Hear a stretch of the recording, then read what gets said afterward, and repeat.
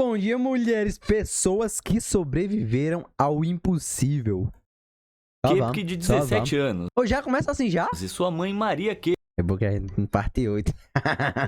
embarcaram com entusiasmo no voo 508 da Lança. Elas estavam voando da cidade de Lima, no Peru, para passar o Natal com o pai de Juliane em Panguana, um centro de pesquisa biológica na floresta tropical onde a família morava. Seria um voo curto, um pouco mais de 1 hora com sorte. Só que elas não tiveram sorte. E o avião caiu. Longe disso, no meio do voo, de repente o avião se partiu. Juliane foi arremessada para fora e de repente se viu em queda livre a cerca de 10 mil pés. Como ela sobreviveria a essa queda colossal? O que causou a ruptura do avião no meio do voo? Se você quer respostas para essas perguntas e muito mais, então fique ligado enquanto exploramos essa incrível história de sobrevivência contra todas as probabilidades e muitas outras como essa.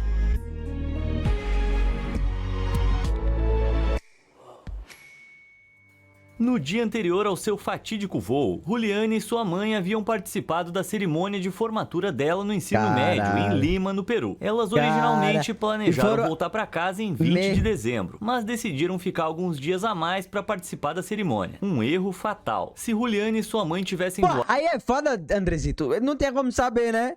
Não tem como saber não, mano. Oxi, um erro fatal. Não tinha como, não foi erro, porque não tinha como saber. No dia 20, como planejado, teriam evitado voar com a Lança, uma companhia aérea notoriamente duvidosa. Nos 5 anos anteriores, 2 de seus aviões haviam caído devido a erros dos pilotos. Então, aí realmente aí foi um erro mesmo, viu?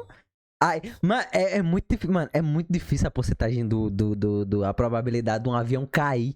Em 5 anos os caras derrubaram 2. Eles eram tão desacreditados que o pai de Juliane alertou sua esposa a não voar mais com a Lança. Mas na véspera de Natal, todos os outros voos estavam lotados, deixando-a sem outra opção se quisessem chegar em casa a tempo pro Natal. O voo 508 errado tá quem deixa, né, mano? Esse povo ter avião pra sair. Tinha uma escala programada em Pucallpa, onde Juliane e sua mãe planejavam partir e lá, e nem era tão longe. Fazer o restante da jornada de carro. O destino final planejado do voo era Iquitos, e ele decolou sem incidentes com os 86 passageiros e 6 tripulantes a bordo. O avião subiu constantemente até uma altitude de 21 mil pés, algo próximo de 6.400 quilômetros acima do nível do mar, quando de repente a cabine começou a balançar. Uma grande tempestade se formava à frente delas, causando turbulência intensa que sacudia o avião. Apesar do perigo, a tripulação decidiu continuar a viagem, pois estavam sob pressão para cumprir o cronograma das festas de Natal. Então, apesar da turbulência, eles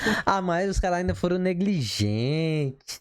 Pelo amor de Deus. Continuaram. Dentro da cabine, o tremor ficou tão intenso que as bagagens caíram dos compartimentos e os comissários de bordo mal conseguiam se manter em pé. Esse avião não Eles não tinham cadeira. Foi projetado para lidar com condições climáticas. Eles não tinham cadeira não pra sentar, não? Extremas de forma alguma. Investigações posteriores descobriram que ele foi montado inteiramente com peças sobressalentes de outros aviões. Mano, não, tá cabeça isso aqui ainda existe não, mano. Fui procurar, mano. Aqui, pelo que dá pra entender, esse foi o último coisa deles aqui, ó. O voo, acho que é esse, né? O voo Lança foi um voo doméstico regular de passageiros operado pela Linhas Aéreas Lanza. Após o incidente, a empresa teve sua licença de operação cassada. 11 dias, tem uma coisa aqui, mas não abri não. Mas provavelmente é isso aqui, ó. 86 passageiros, 6 tripulantes e apenas um sobrevivente. Eu acho que é isso mesmo. Um avião literalmente feito de remendos. E essa fraqueza subjacente na construção do avião se mostrou fatal quando ele foi atingido por um raio, que rasgou a sua fuselagem de segunda mão. Esse dano lançou o avião em um mergulho mortal, e ele começou a se despedaçar enquanto caía pelo céu. Juliane, presa em seu assento, olhou pela janela e viu o brilho intenso do raio próximo ao motor do avião. Ela sentiu a terrível guinada do avião entrando repentinamente em queda livre. O avião caiu pelo que pareceu uma eternidade, mas quando a fuselagem se despedaçou, ela foi repentinamente arrancada da aeronave, ainda presa em seu assento e agora caindo livremente de uma altura Ela caiu na água? de cerca de 10 mil pés, mais ou menos 3 quilômetros. Juliane sabia que não sobreviveria. Afinal, cair de uma altura de apenas 6 pés, equivalente a 1,80, pode ser fatal para um ser humano. Na moral? Imagine Mas porra, na moral. 10 mil. E sem paraquedas, Não, 2 metros. Juliane estaria caindo livremente na velocidade terminal. Depende de como você caia, né? Que é a velocidade máxima que um objeto em queda eventualmente alcança, quando a resistência do ar se torna igual e oposta à força da gravidade que o puxa para a Terra. A velocidade terminal de um ser humano caindo livremente de barriga para baixo é de aproximadamente 193 km por hora. Porra, é muito rápido, bicho. Eu juro pra vocês, eu tava com essa dúvida essa semana. Falar, mano, será que quantos quilômetros seria que a gente vai caindo, mano? Será que seria a velocidade da gravidade? Aterrissar com essa velocidade seria um fim doloroso, pra dizer o mínimo. Juliane estava condenada. Acho que nem doloroso não, acho que vocês só espatife de uma vez, né? Esse foi o último pensamento que passou por sua cabeça antes de ela perder a consciência e descer em direção à floresta tropical. E então, Juliane acordou. Ela estava no chão sob a copa das árvores, ainda presa em seu assento. Ela havia sobrevivido ao impensável. Ela tinha uma clavícula quebrada, um corte profundo no braço, cortes nas pernas e uma concussão. Mas de alguma forma ainda estava inteira. Como isso foi possível? Bem, Juliane estava presa no assento do meio. As coisas caíram em cima da árvore e ela foi amortecida de alguma forma, né? Mano, mas como é que é amortecida a quase 200 km por hora, mano? Uma fileira de 3, que foi arrancado como um todo. Os 2 assentos vazios dos lados dela atuaram como um paraquedas. Cara, ei, boy. Cara, essa é muito cagado, viu, bicho? Improvisado, aumentando a resistência do ar e diminuindo sua queda. Além disso, Juliane de fato caiu através da tempestade que destruiu o avião. O efeito de corrente ascendente da tempestade, onde uma corrente de ar quente que sobe é puxada para as nuvens de tempestade, retardou a sua descida. Mas o mais importante... Meu Deus, caralho! Essa mulher teve sorte demais, apoio, viu? O foi que a queda de Juliane foi interrompida. Em vez de cair diretamente no chão, ela ficou presa na copa da floresta tropical, com árvores que atingem de 6 a 40 metros de altura. As cadeiras se prenderam e arrancaram camadas de galhos de árvores à medida que caíam, diminuindo crucialmente a descida de Juliane antes de atingir o chão. Uau! Se Juliane não tivesse tido sorte com seu pouso, não teriam sido os galhos a se quebrar, mas os seus ossos. Só que ela ainda não estava fora de Mano, foi muito cagada, bicho. Ou nesse caso, da floresta tropical. Ela estava completamente sozinha, ferida, sem ideia de onde estava e havia perdido seus óculos na queda. Sendo míope, procurar por outros sobreviventes ao seu redor seria incrivelmente difícil, embora ela não estivesse totalmente sozinha. A floresta tropical peruana é lar de muitas criaturas como jaguares. Cara, essa mulher, não sei se essa mulher tem sorte ou azar. Mestres Não, mas acho que não apareceram, né? carnívoros da furtividade que podem correr até 80 km por hora e pular até 3 metros de altura. E sapos venenosos que são difíceis de identificar, embora... mas faz nem sentido, não tem nada a ver o sapo. Para alguns deles, o sapo não vai atacar ninguém. Sejam tão venenosos que um simples toque pode transferir veneno suficiente para matar 10 homens. Como Juliane iria sobreviver sem pisar acidentalmente em um sapo venenoso? Oxi, tava era de calça, é? Ou se tornar almoço de um jaguar? Bem, ao contrário de você ou de mim, que estaríamos mortos em segundos. Juliane tinha uma grande vantagem. Ela havia sido criada na floresta tropical, graças à sua educação na estação de pesquisa Panguana. E durante o tempo que passou lá, ela aprendeu algumas habilidades de sobrevivência. Mulher assim, braba. tendo perdido um sapato no acidente, ela usou o sapato restante para testar o terreno à sua frente, sabendo que algumas espécies de cobras se camuflam como folhas secas. Felizmente, ela conseguiu evitar encontrar cobras ou outras feras da floresta tropical. Porra. E finalmente... Ela andou, pelo visto ela andou, ela tava com uma ferida profunda na perna, tava dizendo? Encontrou um pequeno riacho. Ela pulou nele e continuou a andar, já que caminhar na água evitava pisar em algo sinistro no chão da floresta. E uma boa regra para o seu próprio resgate, quando perdido na natureza, é seguir a água rio abaixo, já que uma fonte de água muitas vezes leva a um assentamento humano. Juliane seguiu pelo riacho por 3 dias, mas no 4º dia ela encontrou algo. Eram destroços do avião despedaçado. Ela vasculhou os destroços, descobrindo um saco de doces que se tornou a sua primeira refeição em dias. Meu Deus, caiu longe, viu, bicho, esse avião?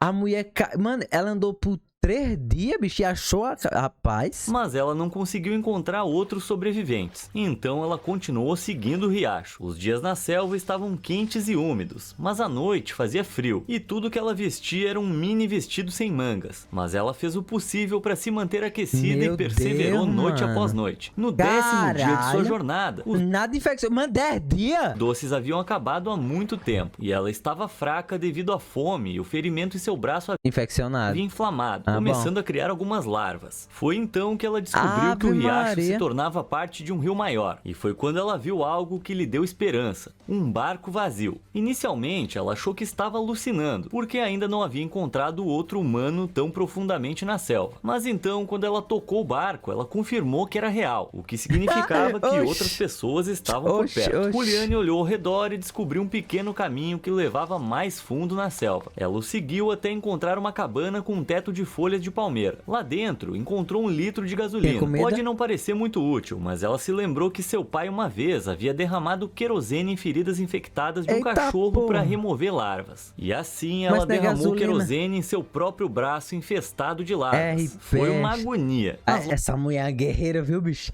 Ninguém não pode dizer que essa mulher não é guerreira. Essa mulher guerreira, realmente ela sobreviveu ao impossível. Larvas tentaram desesperadamente escapar, enterrando-se mais profundamente em seu braço. Mas Juliane conseguiu remover 30 delas com sucesso. Agora, normalmente não se recomenda derramar gasolina em uma ferida aberta. É extremamente perigoso, já que a exposição prolongada da pele à gasolina pode causar queimaduras químicas. Então, né? Mas Juliane não tinha outras opções. E esse primeiro socorro rudimentar provavelmente ajudou a salvar sua vida da infecção. Mesmo assim, se você encontrar larvas se contorcendo em uma ferida, sua primeira parada deve ser o hospital, não um posto de gasolina. Juliane passou a noite na cabana e no dia... Muito obrigado, André. Se você não fala... seguinte, ouviu vozes. Os pescadores que usavam a cabana haviam retornado. Inicialmente, eles ficaram atônitos ao encontrar essa garota estranha, mas depois de ouvir sua história, prestaram os devidos primeiros socorros e a transportaram para uma área mais habitada. Finalmente, após 11 dias perdida na selva, Juliane foi resgatada por helicóptero e reunida com seu pai no hospital. Agora você pode estar pensando: aposto que eu... Ninguém sobreviveu, bicho. Conseguiria ter sobrevivido... que eu sobreviveria. Mano. 11 dias na floresta tropical depois de cair de um avião, sem problemas. Bom, se prepare porque depois foram descobertos outros 14 passageiros que sobreviveram ao acidente inicial, incluindo tragicamente a mãe de Juliane, Maria. Suas lesões eram lamentavelmente graves e ela sucumbiu a elas antes de poder ser resgatada. O corpo de Maria foi descoberto em 12 de janeiro de 1972 e posteriormente descansou em paz. Então mesmo a porra queda, muita gente sobreviveu, mas morreu esperando por ajuda. Mano, pra você ver como esse avião era precário, mano. Cara, o avião caiu e ninguém sinalizou por ajuda. Porque quando um avião aconteceu alguma coisa, a primeira coisa que a empresa informa, tá ligado? Ó, o nosso avião desapareceu em tal canto, tá ligado? Aí a polícia vai atrás pra ver se acha alguma coisa, pra ver se esse avião caiu, o que foi que aconteceu com ele. Muitos dos outros sobreviventes também estavam gravemente feridos, mas mesmo aqueles que não estavam, não sobreviveram aos muitos perigos ocultos da floresta. Você ainda acha que teria sobrevivido? Após a sua jornada perigosa, ainda teve mais gente que sobreviveu à queda do avião e morreu na floresta. Juliane retornou à terra natal de seus pais, a Alemanha, onde se recuperou completamente de seus ferimentos. Mas nem mesmo o episódio na floresta tropical conseguiu diminuir o seu entusiasmo pela selva. Ela continuou sua trajetória acadêmica e obteve um doutorado pela Universidade de Munique, retornando ao Peru para conduzir pesquisas em mastozoologia, especializando-se em morcegos. Em 2000, após a morte de seu pai, ela assumiu a direção do Centro de Pesquisa Panguana. Aparentemente, você pode resgatar Juliane da selva, mas não pode tirar a selva da Juliane. Mas Juliane não é a única pessoa que passou por uma situação incrivelmente perigosa e... Maria, mano, caga. Ei, boy, não, essa mulher realmente... Essa mulher tinha que estar no Shumatsu no Valkyrie, filho. Não tinha, não. Ixi, ela vai lutar contra quem? Aí botava tudo enrolado. Sobreviveu pra contar a história. Existem muitas outras histórias incríveis de sobrevivência por aí. Mas antes de chegarmos a elas, que tal clicar nos botões curtir e inscrever-se aí embaixo? Deixa o like agora. Pronto? Ótimo. Agora vamos conhecer mais sobreviventes incríveis que desafiaram as probabilidades. Destruidor de cérebros. Oxi.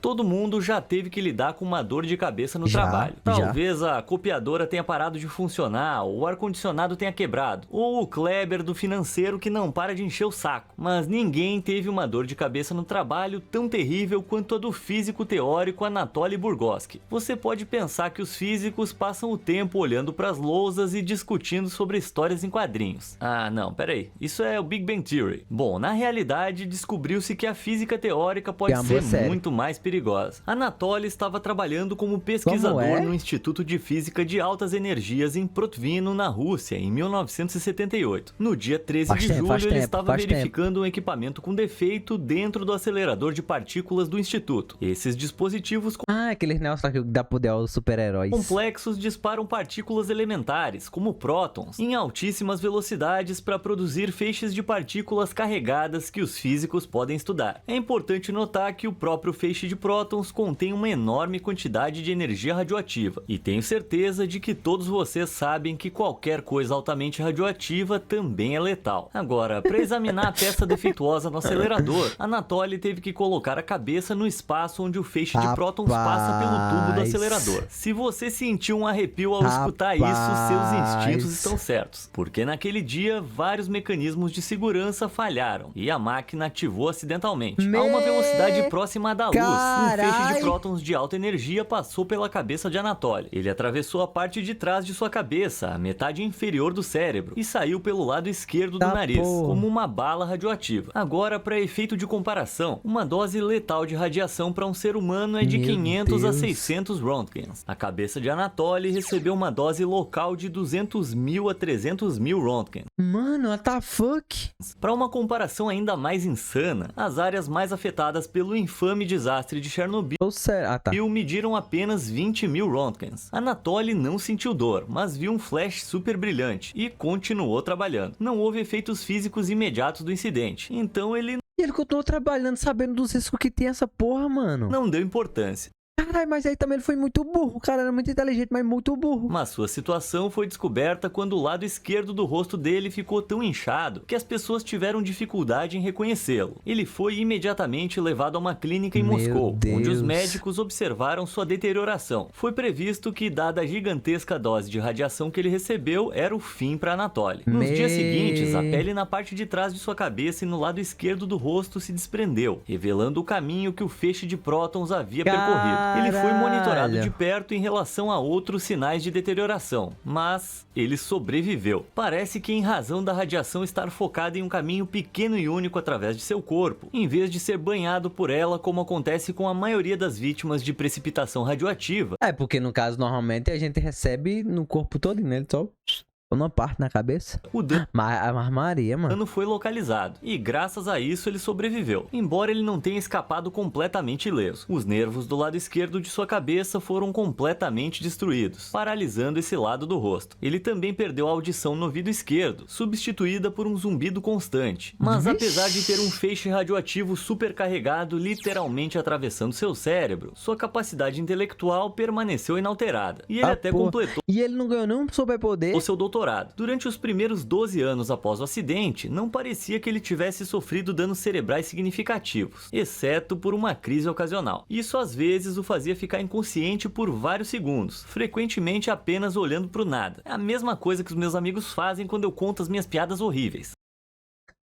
Ainda bem que sabe. Mas nos anos seguintes... É o Andrezito mesmo, pô. O André também tem essa piada ruim. A condição de Anatoly piorou, e desde então ele teve 6 convulsões mais intensas. O tipo de crise generalizada que você provavelmente já viu em qualquer série de drama hospitalar. Só que mais estranho ainda foi que o lado esquerdo do rosto de Anatoly não envelheceu um dia desde o acidente. Quando Anatoly franze a testa, apenas metade dela se enruga. As rugas são causadas pelo movimento repetitivo Aí, rapaziada, estudar o acelerador de partículas pra juventude eterna. Dos músculos faciais sobre a pele. Quando os músculos estão congelados, eles não esticam a pele e, portanto, evitam os sinais mais visíveis de envelhecimento, como as linhas causadas ao sorrir ou franzir a testa. Com metade da sua aparência jovem, Anatoly continuou a trabalhar no Instituto de Física de Altas Energias e até ocupou o cargo de coordenador de experimentos de física, sem dúvida garantindo que um acidente semelhante nunca ocorresse de novo. Apesar de sua sobrevivência extraordinária, Anatoly foi proibido de falar do acidente publicamente por mais de uma década. O acidente ocorreu durante o reinado da União Soviética. Ele só contou depois. Quando o sigilo dos testes nucleares era mantido rigorosamente para evitar vazamentos de informações para os Estados Unidos e outros inimigos ocidentais da época. 2 vezes por ano, Anatoly comparecia a uma clínica de radiação em Moscou para ser examinado, onde também se encontrava com outras vítimas de acidentes nucleares que também estavam sob juramento de segredo. somente após a queda da União Soviética. Que merda, hein, mano? Em 1991, Anatoly foi libertado de seu silêncio mantido por tanto tempo. E é por isso que eu posso contar essa incrível história hoje. Anatoly é agora amplamente conhecido como alguém que literalmente redefiniu os limites físicos dos seres humanos e nossa capacidade de sobreviver. Redefiniu, cara, teu cu. Vai, bota em tu, após. Bota em tu pra ver se redefiniu mesmo essa porra. Esse aí é um físico dos brabos, mas eu aposto que depois daquele acidente de trabalho ele começou a usar um capacete forrado de chumbo. Amigas formigas. Eu quero meter um e agora ele redefiniu. O que você tem na sua lista de desejos? Talvez nadar com golfinhos ou viajar para todos os continentes. Uma ideia popular na lista de desejos de muita gente é saltar de paraquedas. Dadas todas as histórias malucas sobre as quais eu já falei nesse canal, você nunca vai me ver pulando de um avião em boas condições totalmente de bom grado. Mas nenhuma dessas histórias se compara ao que aconteceu com a incrivelmente sortuda Joan Leslie Murray. Em 1999, Joan havia começado recentemente sua incursão no paraquedismo. Em um salto, ela decidiu experimentar um novo equipamento. Quando a pior coisa que pode acontecer nessa situação aconteceu. Seu paraquedas principal falhou. Ela despencou de 14.500 pés. E somente quando estava a menos de 700 pés do chão que ela conseguiu abrir o seu paraquedas de emergência. E ao fazer... não foi isso não. Eu já ia perguntar se foi isso que eu vi. Tem uma mulher que eu vi que ela deu errado, ou foi um cara, e acabou que a pessoa, ela caiu nos fios de rede, tá ligado? Porque o paraquedas não abriu, não. Por isso, ela rapidamente perdeu o controle e se chocou contra o chão a 128 km por hora. Meu Deus! A maioria dos ossos do lado direito dela foram esmagados. Suas obturações voaram com o impacto e, como se não pudesse piorar, ela acabou caindo em um formigueiro. Cara, mas que mulher mais azarada, hein? Mas esse pouso cheio de formigas foi onde a sua sorte mudou. As formigas de fogo, irritadas com a nova clarabóia de sua casa, atacaram Joan, picando a mais de 200 vezes. Cada uma de suas picadas secretou um veneno que contém a substância química piperidina. Ela causa uma sensação de queimação e bolhas na pele. Embora, nesse caso, essas injeções realmente tenham salvado Joan, pois estimularam seu sistema nervoso e mantiveram seu coração batendo até que a ajuda chegasse. Joan passou 2 semanas em coma após o acidente, mas... Cara, mas deve ser ruim. Caralho, imagina tu tá com a metade do teu corpo simplesmente quebrado. Quebrou muito, né? Aí cai num formigueiro de formiga de fogo. A bicho fica te mordendo enquanto tu tá aqui agonizando. Depois de... Mas acho que nem doía, pô. Não dava pra você com a parte todinha do corpo quebrada. Eu acho que com a formiga picando não fazia nem mal. 20 cirurgias construtivas e 17 transfusões de sangue. Ela recebeu alta do hospital 6 semanas depois e se recuperou totalmente. Agora, você pode pensar que isso teria afastado Joan do paraquedismo pro resto da vida, né? Bom, inacreditavelmente ela voltou a saltar de paraquedas apenas 2 anos depois. Aí, ó, a brincadeira aí, ó. A brincadeira... deu errado, eu vou de novo, tô nem aí. Indo com a maré. Chega um momento na vida de um homem em que ele se sente perdido ou insatisfeito e, inevitavelmente, toma uma série de decisões terríveis, classicamente conhecida como a crise da meia-idade. Esse é o momento que alguns homens compram um carro esportivo que eles realmente não podem pagar, ou fazem uma tatuagem gigante de uma fênix nas costas. Caralho, que bagulho específico da porra foi? Esse é o Ben Affleck, né? Sim, eu tô falando com você, Ben Affleck. É ele mesmo. Mas no caso de Dougal Robertson, um ex-marinheiro da Marinha... Cara criticando o Ben Affleck do nada, de graça, mano. Cara criticando do nada. Britânica, que se tornou fazendeiro de gado leiteiro, ele decidiu levar toda a sua família junto em sua crise da meia-idade. Em 27 de janeiro de 1971, Dougal, sua esposa e seus 4 filhos partiram pelo oceano em uma escuna, um barco à vela com 13 metros mano, a merda de comprimento. Dougal achava que uma viagem de barco ao redor do mundo ensinaria a seus filhos algumas lições valiosas sobre a vida. E assim a família passou 17 meses no mar, navegando de porto a porto e conhecendo o mundo. Mas nem tudo foi uma navegação tranquila. Em 15 de junho de 1972, a família encontrou um grupo de baleias assassinas, também conhecidas como orcas, ao largo da costa das Ilhas Galápagos. As orcas na natureza geralmente não são conhecidas por atacar humanos, mas talvez esse grupo tenha discordado um pouco das ideias de paternidade de Dougal, ou mais provavelmente elas confundiram o barco com uma presa semelhante a uma baleia e o atacaram. Elas quebrou? Bateram no navio e o fizeram em pedaços, com a escuna sendo rapidamente tomada pela água. A família Robertson foi forçada a abandoná-lo por um bote salva-vidas e uma pequena balsa, correndo para coletar o máximo de comida que pudessem. Mas depois de apenas 6 dias, a comida acabou. A família foi Mano, eles pararam em mar aberto, mano. Caralho, que merda. forçada a entrar no modo de sobrevivência para se manter viva. Eles coletavam água da chuva em recipientes para beber, mas quando ficavam sem água fresca, recorreram a medidas ainda mais drásticas: beber sangue de tartaruga.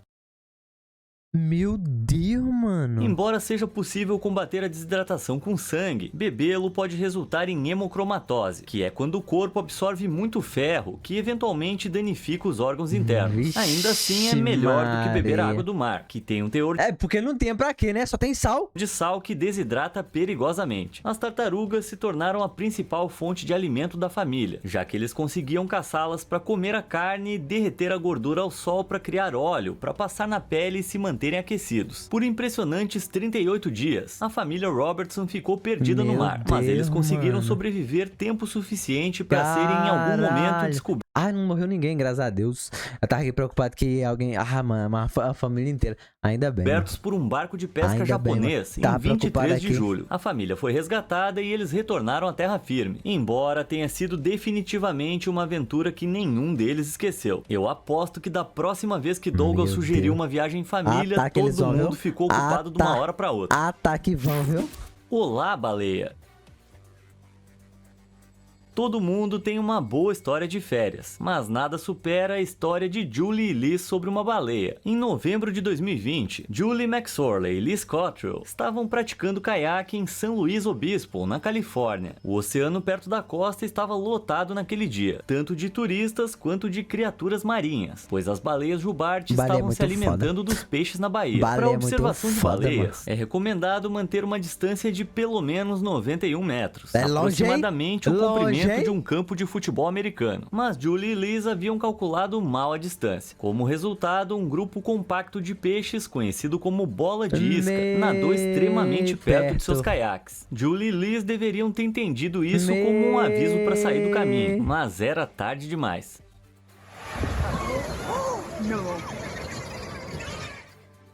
Levou alguns momentos, mas de repente elas perceberam que estavam presas dentro da boca de uma baleia jubarte. Estariam elas prestes a ser engolidas inteiras? Claro que uma não. baleia jubarte adulta pode chegar a 17 metros de comprimento e pesar até 44 toneladas. Com esse comprimento, ela alcançaria de uma ponta a outra de uma pista de boliche padrão. E é mais de Muito 20 foda. vezes o peso de um carro Caralho, médio. E baleia uma é muito criatura foda, gigantesca mano. desse Baleia é muito foda, mano. Tu é doido, mano. Você sabia que baleia tem pulmão, rapaziada? tamanho haveria Eles respiram, tá? espaço de sobra em seu estômago para Julie e Liz. Mas apesar do seu tamanho enorme, essas baleias têm gargantas pequenas. A garganta de uma baleia jubarte tem aproximadamente o tamanho de um punho humano e pode se esticar apenas 38 centímetros de diâmetro para acomodar uma refeição maior. Uma jubarte é uma baleia com barbatanas, o que significa que em vez de dentes, ela tem barbatanas parecidas com cerdas que atuam Barbatana. como uma peneira na frente de suas bocas. Uma jubarte se alimenta capturando uma grande Rapaz, traduzir errado, porque tipo, esse vídeo é gringo, né? quantidade de água e peixes de uma só vez. Depois empurra a água de volta através de seu filtro de barbatanas e engole os peixes inteiros. O instinto natural de uma baleia é cuspir tudo que não pode engolir. E essa baleia ficou tão surpresa quanto Julie e Liz quando as engoliu acidentalmente. Felizmente, ela rapidamente as cuspiu de volta. Elas foram devolvidas à água sem danos. Mas não se deixe enganar achando que é seguro pular na boca de qualquer baleia. Se Julie e Liz tivessem acidentalmente esbarrado em uma baleia cachalote, essa história poderia ter terminado de forma muito pior. As cachalotes são baleias dentadas e são a única espécie com gargantas grandes Ah, mas tem uma baleia aqui, a galera chama de baleia, mas não é baleia não, mano. Isso é a cachalote? Não sei, eu vou ver aqui, peraí. É, eu tava confundindo. São as orcas não são baleias. o suficiente para engolir completamente um ser humano. Os mamíferos marinhos de 20 metros de comprimento têm gargantas grandes para se alimentar de presas maiores, como lulas gigantes que às vezes Lula? engolem inteiras. Na verdade, uma lula colossal, que pode chegar a 14 metros de comprimento, foi encontrada totalmente intacta dentro do estômago de uma cachalote. Mas não se preocupe em se tornar um palito de dente de cachalote quando estiver surfando. É altamente improvável que você encontre uma. Essas baleias preferem preferem viver em alto mar, mergulhando regularmente a profundidades de mais de 3.000 metros para caçar lulas. Portanto, a menos que você esteja dando umas voltas em um submarino, é improvável que você esbarre em uma cachalote em breve. Não que as baleias queiram esbarrar em você também. Elas certamente preferem ficar em paz lá no fundo do mar. Qual dessas histórias de sobrevivência você achou a mais extraordinária? Rapaz, a primeira. Me conta nos comentários aí embaixo e obrigado por assistir. Essa música é mó boa, né? Rapaz, a primeira, pelo amor de Deus, a primeira história.